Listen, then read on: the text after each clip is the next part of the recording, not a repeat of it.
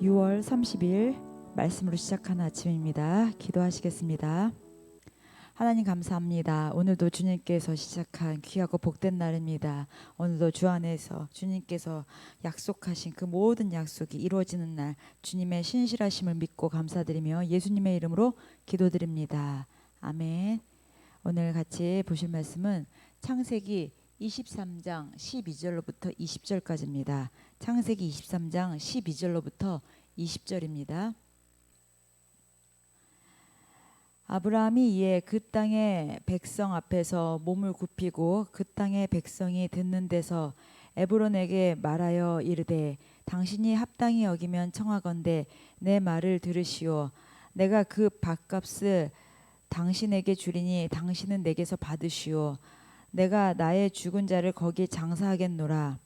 에브론이 아브라함에게 대답하여 이르시되 내 주여 내 말을 들으소서. 땅값은 은 400세겔이나 그것이 나와 당신 사이에 무슨 문제가 되리이까. 당신의 죽은 자를 장사하소서. 아브라함이 에브론의 말을 따라 에브론이 헷 족속이 듣는 데서 말한 대로 상인이 통용하는 은 400세겔을 달아 에브론에게 주었더니 마므레 앞 막벨라에 있는 에브론의 밭 곧 그 밭과 거기에 속한 굴과 그 밭과 그 주위에 둘린 모든 나무가 성문에 들어온 모든 헷족속이 보는 데서 아브라함의 소유로 확정된지라. 그 후에 아브라함이 그 아내 사라를 가나안 땅 마브레 앞 막벨라 밭 굴에 장사하였더라. 마브레는 곧 헤브론이라.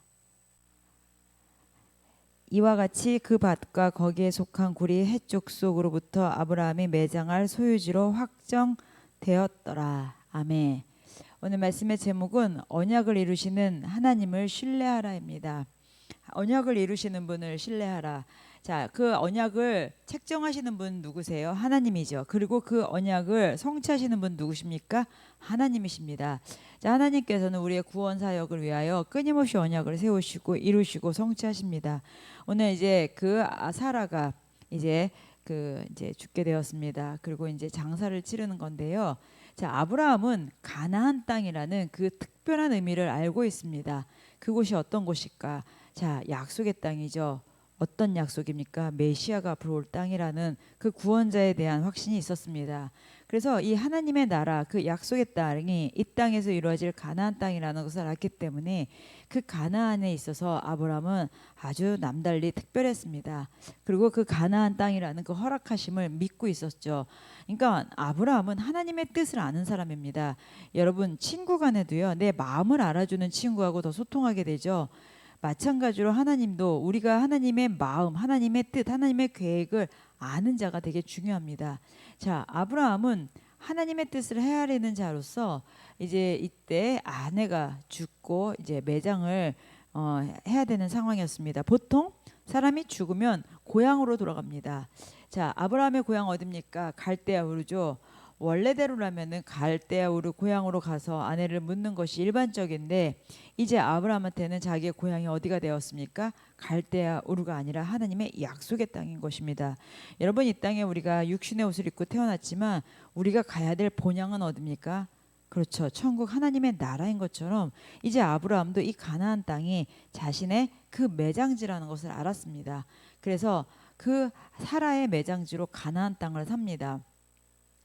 사랑하는 아내가 죽었지만 하나님께서 아브라함에게 허락하신 그 가나안 땅에 그 약속의 땅에 그 사랑하는 아내를 묻기로 결정을 합니다. 아내를 그곳에 묻는다는 것은요, 부활을 약속받은 것입니다. 무슨 부활입니까? 우리가 육은 죽지만 영이 부활한다는 것. 이 영이 부활한다는 것은 곧 누구를 기다리는 겁니까? 메시아를 기다린다는 거죠.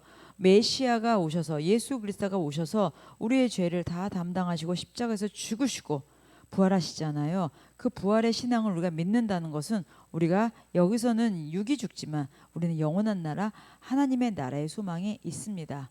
자, 그래서 이제 아브라함은 나그네로 살았습니다. 그렇죠? 나그네로 살다가 이제 하나님의 약속을 따라 이제 가나안에 막벨라 굴을 삽니다. 그것도 400세겔이나 엄청 큰 돈을 사죠. 자, 에브론은 처음에는 그 자기가 땅을 막 호의롭게 하는 것 같았지만 결국 무상으로 주는 건 아니라 높은 가격에 제시했습니다. 자, 이 돈이 400세겔이 엄청난 것입니다. 그래서 여기 보면은요. 그 18절에 성문에 들어온 모든 헷 족속이 보는 데서 아브라함의 소유로 확정됩니다. 하나님의 약속의 땅을 자, 아브라함이 이제는 믿음으로 그것을 다 삽니다. 자, 그래서 그 땅에다가 아내를 묻기로 결정합니다. 우리는 어떻게 보면은 아브라함의 이 일을 보면서 엄청 큰 돈으로 땅을 사는 걸 보면서 자기 희생을 보았습니다. 우리는 하나님께 늘 유행만 바라죠. 기적만 바라죠. 그렇지만 아브라함은 하나님의 그 언약의 성취 앞에서 자기 희생이 있었습니다. 하나님의 뜻을 헤아리고 자기 희생을 기꺼이 내어드렸습니다. 우리도 자기 희생을 한다고 그러지만 우리가 예배를 드린다. 우리가 예배를 드릴 때 우리가 자기 희생이 있나요? 없습니다. 쉬는 날 남들보다 잠 조금 못 자고 예배에 나오는 것이 그것이 자기 희생일까요? 남들보다 봉사 조금 하는 것이 자기 희생일까요? 진짜 희생은요. 죄가 없으신 예수님이 우리의 죄를 다 본인이 전가 받으시고 십자가에서 그걸 짊어지고 죽으신 것이 자기 희생인 것입니다. 그래서 어떤 누구도 이 땅에선 우리가 자기 희생이 없습니다. 이 땅에 우리의 소유가 없기 때문입니다. 우리는 나그네로 와서 이 땅에서 청직의 삶을 사는 것입니다. 근데 우리는 마치 이 땅이 다 내 땅이냐 그렇게 살고 있죠. 청직으로서 우리는 사명을 감당하고 사는 것입니다. 나그네로 와서 청직의 사명을 감당하고 우리는 영원한 본향으로 가는 것이 우리가 이 땅에서 마땅히 해야 되는 것입니다. 아브라함은 그렇게 하기 위하여 자기 희생이 아니라 하나님의 그 약속의 성취를 기다리며 그 가나안 땅에 대가를 지불하고 믿음으로 그 땅을 삽니다. 약속을 실현하기 위한 첫 발걸음을 내디딘 것입니다. 우리가 당장 눈에는 보이는 것이 없습니다. 자식이라고는 이삭밖에 없습니다. 그러나 모든 민족을 이룰 것에 대한 확신이 있었습니다. 아브라함은 이런 확신이 어디서 있었어요? 하나님이 약속을 이루실 줄 믿었기 때문입니다. 그리고 그 후손이 큰 민족을 이룰 것이라는 약속이 있었습니다. 당장 눈앞에 보이는 것만 보는 것이 아니라 아브라함은 영적 장수의 눈을 가지고 있었습니다. 하나님을 신뢰하며 하나님을 믿고 하나님께서 놀랍게 행하실 새롭고 놀라운 일을 기대했기 때문입니다.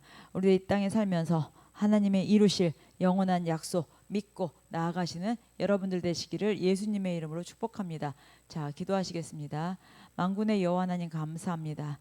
이 땅에서 우리가 청직의 삶을 감당할 때 내 것 내 소유에 대해서 연연하지 않고 하나님의 나라의 소망 두고 살게 하여 주시옵소서. 오늘도 귀하고 복된 날 주님께서 동행하시고 함께 하심에 믿고 감사드리며 예수님의 이름으로 기도드립니다. 아멘. 나그네로 와서 청직의 삶을 사시는 여러분들 되시기를 예수님의 이름으로 기도드립니다. 자, 기도하시겠습니다.